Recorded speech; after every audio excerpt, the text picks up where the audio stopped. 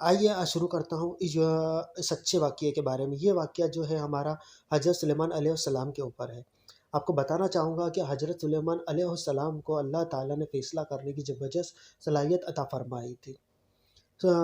سورۃ الانبیاء آیت 87 میں ہے، اور داؤد اور سلیمان کو یاد کیجیے کہ جب کہ وہ کھیت کے معاملے میں فیصلہ کر رہے تھے کہ کچھ لوگوں کی بکریاں چر چک گئی تھی اور ان کے فیصلے میں ہم موجود تھے۔ ہوا یہ کہ دو آدمی آپس میں جھگڑا کر رہے تھے۔ ان میں سے ایک کے پاس کھیت تھا جس میں اس نے فصل بو رکھی تھی، اور دوسرے کے پاس بکریاں تھیں۔ بکریوں کا چرواہ رات کے وقت دیوار والا دروازہ بند کر دیتا تھا تاکہ بکریاں باہر نکل کر کھیت کو نقصان نہ پہنچا سکے۔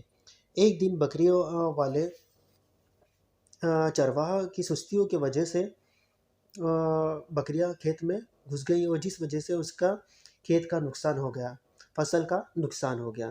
دونوں فریادی اپنا مقدمہ لے کر داؤد علیہ السلام کے پاس پیش ہوئے۔ دونوں نے اپنا مقدمہ پیش کیا۔ داؤد علیہ السلام اس وقت قاضی بھی تھے،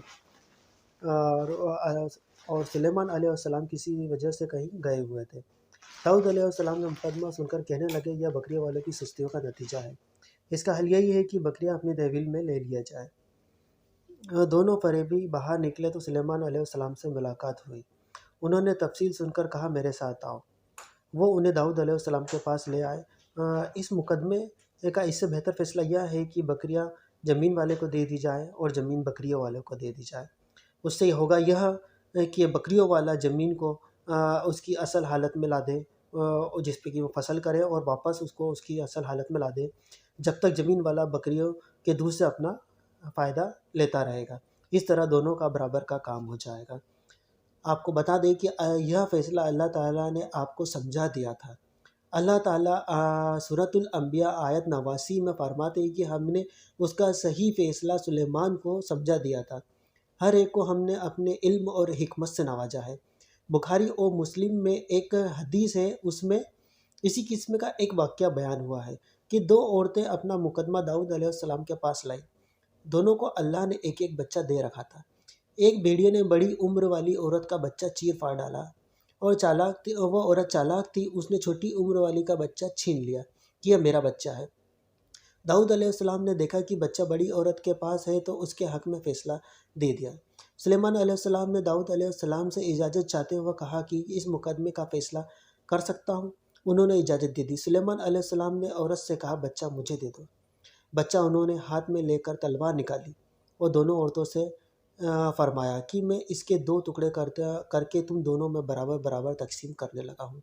یہ سن کر بڑی عورت بولی، ٹھیک ہے، جبکہ چھوٹی عورت ممتا کی وجہ سے چلا اٹھی کہ آپ اسے زندہ رہنے دیں اور اسے دے دیں۔ یہ سنتے ہی سلیمان علیہ السلام بولے کہ اس کی ماں تو ہے، جس سے اپنے بچے کے ٹکڑے دیکھنا برداشت نہ ہو سکا، پھر بچہ اسے دے دیا۔ سلیمان علیہ السلام کا ایک تیسرا واقعہ قرآن میں یوں ہے، سورۃ النمل آیت 17 اور 18 میں ہے، اور سلیمان کے سامنے ان کے تمام لشکر، جن میں جنات، انسان اور پرندوں میں سے جمع کیے گئے ہر قسم کے الگ الگ کھڑی کر دی گئی۔ جبکہ وہ چیٹیوں کے میدان میں پہنچے تو ایک چیٹی نے کہا، اے چیٹیوں، اپنے اپنے گھروں میں گھس جاؤ، ایسا نہ ہو کہ بے خبری میں سلیمان اور ان کا لشکر انہیں رون ڈالے۔